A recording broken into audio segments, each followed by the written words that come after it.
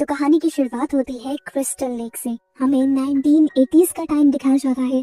हमें एक लड़की को दिखाया जाता है जो अपनी जान बचाकर कहीं भाग रही थी, लेकिन तभी उसके पीछे एक औरत आ जाती है जो उसे मारना चाह रही थी। लेकिन वो लड़की अपने हाथ में पकड़ी हुई मशेटी से अपना पीछा करने वाली औरत का सर उसकी बॉडी से अलग कर देती है। और उसके बाद यहाँ पर आता है हमारा मेन हीरो जेसन, जो उस लड़की का पीछा करता है और उस लड़की को मार देता है। जिसके बाद सीन कट हो जाता है और हम प्रेजेंट में आते हैं। इसी क्रिस्टल लेक के पास हम विटनी और उसके दोस्तों को देखते हैं, जो क्रिस्टल लेक के पास एक खास किस्म के प्लांट को ढूंढने के लिए आए थे। रात को बोनफायर करते हुए विटनी का एक दोस्त इन सब लोगों को जेसन की कहानी सुनाता है, जो उसने काफी मर्तबा सुन रखी थी कि जो भी क्रिस्टल लेक के पास के जंगलों में आता है तो जेसन उसे मार देता है।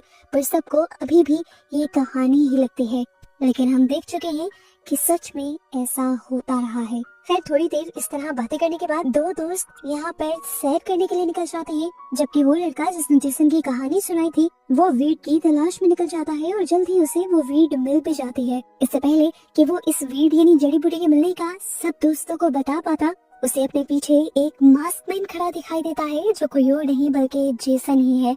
और उसके कुछ भी रिएक्ट करने से पहले जेसन उसके ऊपर हमला करके उसे मार डालता है। पहले वाले दो दोस्त जो सैर करने के लिए निकले थे, उन्हें वहाँ पर एक घर मिल जाता है टूटा फूटा सा।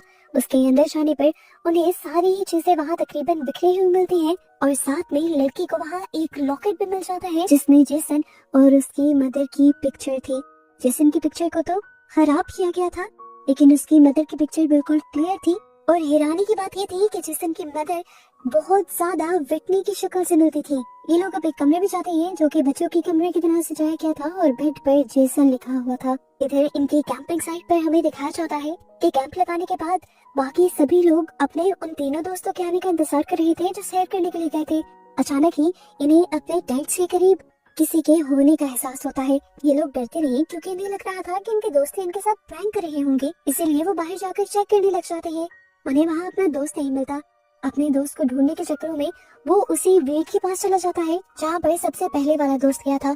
उससे पहले वहाँ पर अपने दोस्त की लाइट मिल जाती है, फिर वो वीड भी, और साथ में यहाँ पर उसे एक इंसानी कान भी मिलता है जिसके अंदर ईयरफोन लगा हुआ था।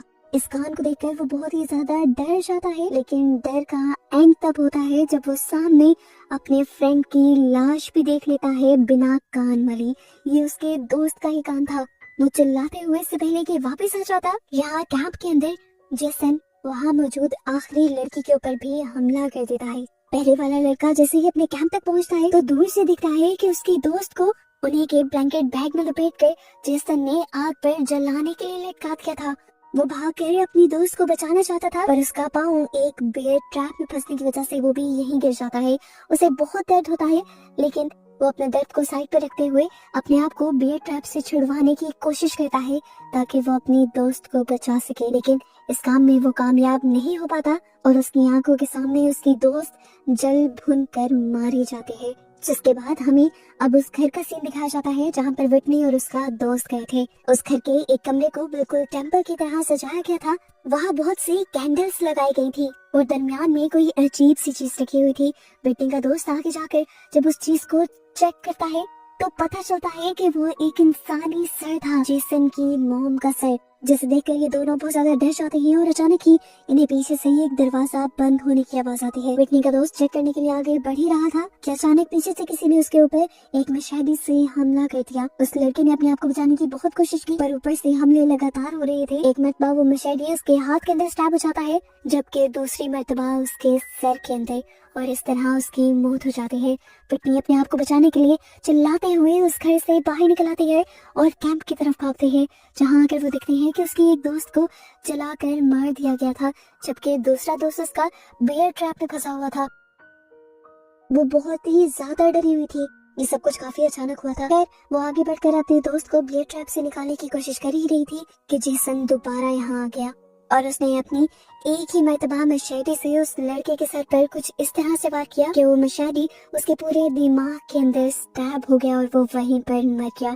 जिसके बाद जेसन विटनी पर भी अटैक करने के लिए आगे बढ़ा, पर वो मरी या नहीं यही दिखाए बगैर सीन यहाँ से कट हो जाता है और हमें 6 हफ्ते बाद का सीन दिखाया जाता है। सबसे पहले हम कई नाम की एक आदमी से मिलते हैं जो किसी का मिसिंग पोस्टर लेकर उसे ढूंढने की कोशिश कर रहा था और इससे हमें पता चलता है कि वो विट्वी का भाई है जो उसे ढूंढने के लिए क्रिस्टल लेक की तरफ जा रहा है, क्योंकि वो जानता है कि आखिरी मर्तबा विटनी क्रिस्टल लेक गई थी। प्ले के पीछे ही एक जॉइनर स्टोर में हम दोस्तों के ग्रुप को भी देखते हैं जो भी क्रिस्टल लेक की तरफ ही जा रहे थे। खैर यहाँ पर अब प्ले यहाँ के शेरिफ से मिलने के लिए जाता है ताकि वो विटनी की मिसिंग रिपोर्ट के बारे में पूछ सके।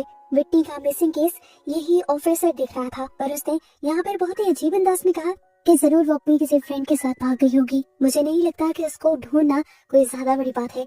क्ले को उसकी बात पर गुस्सा आता है, लेकिन उसे बिना कुछ कहे वो आगे बढ़ जाता है और उसे एक घर नजर आता है जहाँ पर रुककर वो एक ओल्ड लेडी से विटनी के बारे में पूछता है। तो उसका मिसिंग पोस्टर देखकर अजीब नजरों से वो ओल्ड लेडी क्ले से कहती है कि लोग अपने तौर पर यहाँ पर फन करने के लिए आते हैं और फिर किसी न किसी मुसीबत में फंसकर चले जाते हैं। प्लीज इन सारी चीजों से मुझे भी दूर रखो और अभी जिसके साथ तुम पंगा लेने जा रहे हो प्लीज उसे भी आराम से रहने दो। क्ले को उसकी बातें समझ नहीं आती और वो ओल्ड लेडी भी बिना किसी एक्सप्लेनेशन के क्ले के मुंह पर अपना दरवाजा बंद कर देती है। सीन कट होकर हमें एक गैराज का सीन दिखाया जाता है जहाँ पर क्ले अपनी बहन के बारे में पता कर चला जाता है, पर यहाँ के मैकेनिक को कुछ पता नहीं था। अगले ही सेकंड यहाँ पर जेसन की एंट्री हो जाती है जो यहाँ के मैकेनिक को मारना चाहता था। इसीलिए जब वो मैकेनिक पर पीछे से हमला करता है तो मैकेनिक भी अपने डिफेंस में उल्टा जेसन पर ही हमला करता है और इस सारे चक्कर में उसका मास्क उतार देता है। जेसन का चेहरा बहुत ही भयानक था, ऐसा लग रहा था कि जैसे आग में जलकर उसका पूरा चेहरा मेल्ट हो गया हो।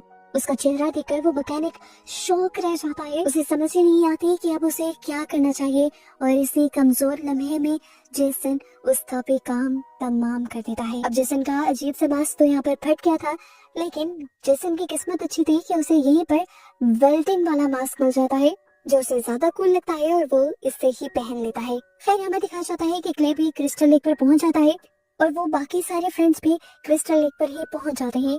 फ्रेंड्स के ग्रुप में से एक लड़की जीना यहाँ पर क्ले की दोस्त बन जाती है और ये लोग साथ में यहाँ पर चलने लग जाते हैं। इसी दौरान इन्हें यहाँ पर एक जीपीएस ट्रैकर भी मिलता है जिसे क्ले उठा लेता है, जबकि हम जिया के बाकी 2 दोस्तों को देखते हैं जो यहाँ क्रिस्टल लेक में बोटिंग करने लगे थे। वो लड़की स्विमिंग करने के लिए पानी में जंप लगा देती है और जब वापस उसका दोस्त उसे लेने के लिए उसके करीब पहुँचता है तो अचानक हम हवा में उड़ता हुआ एक तीर देखते हैं जो बोटिंग करते हुए लड़के के सर के दरमियान में आकर लगा था, जिसकी वजह से उस लड़की की वहीं पर मौत हो गई। बोट का कंट्रोल उसके हाथ से चला गया और वो बोट लड़की के सर से टकरा गई। अपने आप को बचाने के लिए जब वो लड़की साइड पर हुई तो उसे जेसन नजर आ गया जिसके हाथ में वही बो एंड एरो था जिससे भी उसकी दोस्त की जान ली गई थी। लड़की समझ गई कि अगला नंबर उसका है। अपने आप को बचाने के लिए वो यहाँ एक ब्रिज के नीचे जाकर छुप जाती है। जेसन आराम से ब्रिज के ऊपर चलता है और लड़की खामोशी से वहाँ छुपी रहती है, ऐसे जैसे उसे लग रहा हो कि जेसन को पता ही नहीं चला कि वो कहाँ है। जेसन भी वापस मुड़ने लगता है, लेकिन अचानक से वो अपनी मशेटी वहाँ की लकड़ियों के अंदर स्टैब कर देता है और वो मशेटी लकड़ियों के अंदर से होते हुए ठीक उस लड़की के सर में स्टैब हो जाती है और इस तरह एक और लड़की यहाँ क्रिस्टल लेक पर मारी जाती है। दोबारा हमें क्ले और उसकी साथी को दिखाया जाता है। वो लोग भी जेसन के घर पर पहुंच जाते हैं जहाँ पर विटनी पहुंची थी। वहाँ की सारी चीजें देखकर वो डर जाते हैं। क्ले को थोड़ा थोड़ा एहसास होता है कि कहीं उसकी बहन भी यही ना हो, लेकिन फिर यहाँ कुछ खास ना मिलने पर ये लोग बाहर आ जाते हैं और तभी अचानक इन्हें यहाँ पर किसी के चलने की आवाज आती है। ये लोग डर कर एक जगह पर छुप जाते हैं और तभी यहाँ पर जेसन हाथ में किसी की लाश उठाया जाता है और ठीक इनके सामने गिरा देता है। ये लोग उसे देखकर काफी डर भी जाते हैं पर हिलते नहीं, क्योंकि जानते हैं कि अगर हिलेंगे तो इनके भी इसी लाश की तरह मौत हो जाएगी। खामोशी का अंजाम ये होता है कि जेसन भी इन्हें नहीं पहचान पाता, लेकिन क्ले के बैग की वजह से जेसन को इनके यहाँ होने के बारे में पता जरूर चल जाता है। जेसन अब वहाँ से क्ले का बैग उठाता है और उस लाश को उठाकर उसी घर के अंदर चला जाता है।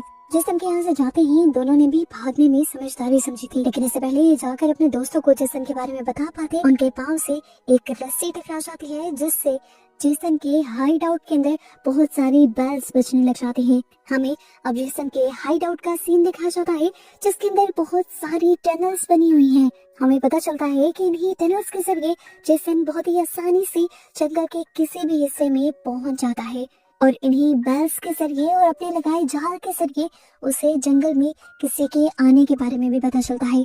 अब बेसमेंट में हमें एक और ट्विस्ट ये पता चलता है कि उसने उस दिन विटनी को भी नहीं मारा था, विटनी भी जिंदा थी और विटनी को उसने इसीलिए जिंदा रखा होगा क्योंकि विटनी का चेहरा बिल्कुल उसकी मॉम से मिलता था। जब जेसन यहाँ पर आता है तो वो विटनी के पास क्ले का बैग फेंकते हुए उस लाश को लेकर आगे बढ़ जाता है।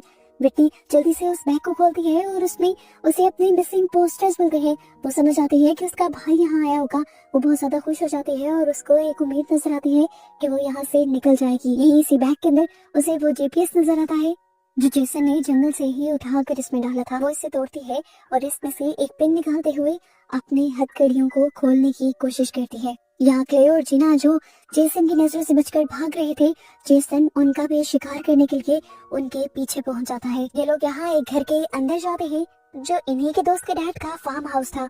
असल में यहाँ इनसे एक बहुत ही इम्पोर्टेंट चेयर टूट गई थी जिसे रिपेयर करने के लिए ये लोग यहाँ टूल बॉक्स ढूंढ रहे थे और वर्कशॉप के अंदर आए थे। क्ले और जेनी जल्दी से वर्कशॉप के अंदर आकर अपने बचे हुए दो दोस्तों को जेसन के बारे में बताने की कोशिश करते हैं, पर जेसन उससे पहले ही यहाँ पहुँच जाता है और पीछे से एक लड़की का गला पकड़ते हुए एक स्क्रू ड्राइवर उसकी गर्दन के आर पार करते हुए उसकी जान ले लेता है। यहाँ पर दूसरा दोस्त जेसन से बचकर भागने में कामयाब हो जाता है, पर जेसन उससे कई हाथ आगे था। वो यहाँ पर रखी हुई एक एक्स उठाता है और घुमाते हुए उसके पीछे मार देता है। एक बार में उसका दोस्त मरता नहीं, जिसके बाद जेसन आकर बार बार उसे टॉर्चर करने लगता है और ये दोस्त उनका बहुत जोर जोर से चिल्लाता है ताकि अंदर मौजूद बाकी लड़कों को पता चल जाए कि वो मुश्किल में है। पर यहाँ क्ले अपने साथियों से कहता है कि हम उसे बचाने के लिए बाहर नहीं जाएंगे क्योंकि जेसन उनके दोस्तों को चारा बनाकर उनके लिए ट्रैप बना रहा है। क्ले समझ रहा था कि अगर ये लोग बाहर जाएंगे तो जेसन इन्हें भी पकड़कर मार देगा। वो ना खुद बाहर जाता और ना ही अपने साथियों को बाहर जाने देता। इस तरह दूसरे दोस्त की भी आवाज आना बंद हो जाती है, मतलब वो भी मर जाता है। इस टाइम पर जब पहले दोस्त पर जेसन ने हमला किया था और दूसरे दोस्त को मारने के लिए जेसन बाहर गया था, तभी उनकी एक साथी ने पुलिस को कॉल मिला ली थी। अब यहाँ पर पुलिस भी पहुंच जाती है और इससे पहले कि पुलिस इन्हें रेस्क्यू कर पाती, जेसन बड़ी ही आसानी से उस एक पुलिस ऑफिसर को दीवार के साथ लगाते हुए पीछे से उसके सर पर वार कर उसे मौत की नींद सुला देता है। यहाँ पर बस ये 3 लोग ही बचे थे। ये लोग जब ऊपर की तरफ जाते हैं तो देखते हैं कि जेसन ने ऊपर वाले दोस्त को भी मार दिया था। ये समझ गए कि अब इनकी जान बचना नामुमकिन है। ये लोग फौरन घर से बाहर आते हैं और पुलिस ऑफिसर की गाड़ी का इस्तेमाल करते हुए यहाँ से भागने की कोशिश करते हैं, पर जेसन इन्हीं की दोस्तों की लाशों से उनका रास्ता रोक लेता है और एक एक करके इनकी दोस्त की लाशों को इनकी कार के ऊपर फेंकने लगता है। जिसके बाद वो तीनों दोबारा से अपनी जान बचाने के लिए भागना शुरू कर देते हैं जंगल के अंदर। क्ले और जीना दोबारा एक साथ थे जबकि ट्रेंट दूसरी तरफ था। ट्रेंट ऊपर से अपने डैड की गन उठा लाया था, लेकिन वो भी यहाँ पर उससे पानी में गिर जाती है। ट्रेंट भागते हुए एक सड़क तक भी आ गया था। शुक्र था कि उसकी किस्मत अच्छी थी। यहाँ पर एक ट्रक आ गया जो यहाँ से गुजर रहा था और वो उसकी मदद कर सकता था, लेकिन उससे पहले ही पीछे से जेसन आ गया और मशहदी से उसने ट्रेंट पर हमला करके उसे मार दिया। जिसके बाद ट्रक के आगे लगे हुए एंटीनास के अंदर उसकी बॉडी डाल दी। ट्रक का ड्राइवर ये सब देखकर बहुत ज्यादा पैनिक हो गया और उसने फौरन ही गाड़ी मोड़ ली। ये भी नहीं सोचा कि उसकी गाड़ी के आगे एक इंसान था जो उसकी गाड़ी के साथ घसीटता ही चला गया। यहाँ पर बाकी 2 लोग जेसन के घर में ही पहुंच चुके थे। उनकी आने की आहट क्योंकि विटनी ने दोबारा सुनी थी तो उसे फौरन यकीन हो जाता है कि जरूर यहाँ पर उसका भाई आया होगा। वो जोर जोर से शोर मचाते हैं, आहट करते हैं, जिससे ऊपर लोगों को पता चलता है कि नीचे कोई है और उसे ढूंढते हुए ये लोग बेसमेंट का रास्ता भी ढूंढ लेते हैं। नीचे जाकर क्ले ने देखा कि वहाँ पर विटनी ही थी, उसकी बहन। ये देखकर उसके जान में जान आती है। वो दोनों एक दूसरे को पहले गले लगाते हैं, हालांकि वो जानते थे कि इस इमोशनल मोमेंट का उसके पास टाइम नहीं था। तभी अचानक उन्हें जेसन के आने की आहट सुनाई देती है। तब जाकर इन्हें होश आता है कि उन्होंने विटनी को यहाँ से बचा कर लेकर जाना है। क्ले वहाँ से कुल्हाड़ी उठाते हुए विटनी की जंजीरें तोड़ देता है इससे पहले कि ये लोग यहाँ से भाग पाते। जेसन यहाँ आ जाता है और क्ले की साथी को पकड़ लेता है। जिस टाइम में वो उसकी साथी को मारने में बिजी था, क्ले और विटनी यहाँ से भागने की कोशिशों में लग जाती हैं। ऊपर जाने का रास्ता एक बस से होते हुए जाता था। जब ये लोग ऊपर जा रहे थे तो इनके पीछे दोबारा से जेसन आ गया। जेसन ऊपर चढ़ते हुए क्ले को मारने लगा, जबकि विटनी नीचे उतरते हुए दोबारा बस में छुप गई। और जिस टाइम जेसन का ध्यान कहीं और था, उसने जेसन को नीचे बेसमेंट के अंदर धक्का दिया और फिर निकलकर क्ले के साथ यहाँ से भागने लगी। अपने आप को बचाने के लिए ये लोग यहाँ एक वर्कशॉप के अंदर आ जाते हैं। क्ले अपने आप को बचाने के लिए यहाँ हथियार ढूंढने लग जाता है और जेसन अगले ही मिनट यहाँ पहुँच भी जाता है। वो यहाँ आते ही सबसे पहले एक ग्राइंडिंग मशीन चलाता है और क्ले को उसमें डालकर मारने ही वाला होता है कि पीछे से विटनी आकर उसे उसके नाम से पुकारती है। जेसन इतने सालों बाद अपना नाम किसी के मुंह से सुनकर जेसन कुछ पल को थम गया था। उसने पीछे मुड़कर देखा तो वहाँ विटनी थी। विटनी उसे वो लॉकेट दिखाती है जिसमें उसकी और उसकी मॉम की पिक्चर थी। जेसन उसकी तरफ अट्रैक्ट हो जाता है तो पीछे से मौके का फायदा उठाते हुए क्ले यहाँ पर रखी हुई एक जंजीर को जेसन के गले में लपेट देता है। विटनी भी फौरन ही क्ले का साथ देती है और उससे जंजीर के दूसरे हिस्से को वो मशीन के अंदर डाल देती है। वो ग्राइंडिंग मशीन उस जंजीर को अपने करीब खींचने लगती है जिससे जेसन भी यहाँ ऊपर की तरफ लटकने लग जाता है। इससे पहले कि वो ग्राइंडर के अंदर जाकर क्रश हो जाता, वो अपने आप को बचा लेता है और अपनी जंजीर तोड़कर आजाद कर लेता है अपने आप। इससे पहले कि अब वो इन दोनों के ऊपर हमला कर देता, विटनी उसी की ही मशादी से उसी के ऊपर हमला करती है और उसकी बॉडी के अंदर स्टैब करते हुए फाइनली उसे मार देती है। ये दोनों बहन भाई अब आजाद हो गए थे। फाइनली ये लोग सुख का सांस लेते हैं और अब जेसन की बॉडी को उठाते हुए क्रिस्टल लेक की तरफ ले जाते हैं ताकि वो उसकी बॉडी को क्रिस्टल लेक में फेंक दे। ऐसा करने के बाद जब वो रिलैक्स होकर वहाँ बैठे ही हुए थे तभी अचानक नीचे से ब्रिज टूटता है और हम देखते हैं कि जेसन पानी से बाहर निकल आया है। वो विटनी के ऊपर दोबारा से हमला कर देता है और अब वो विटनी और क्ले के साथ क्या करेगा ये दिखाए बगैर ही ये मूवी इसी खतरनाक एंडिंग के साथ यहाँ खत्म हो जाती है जिसमें विलन अभी भी जिंदा है।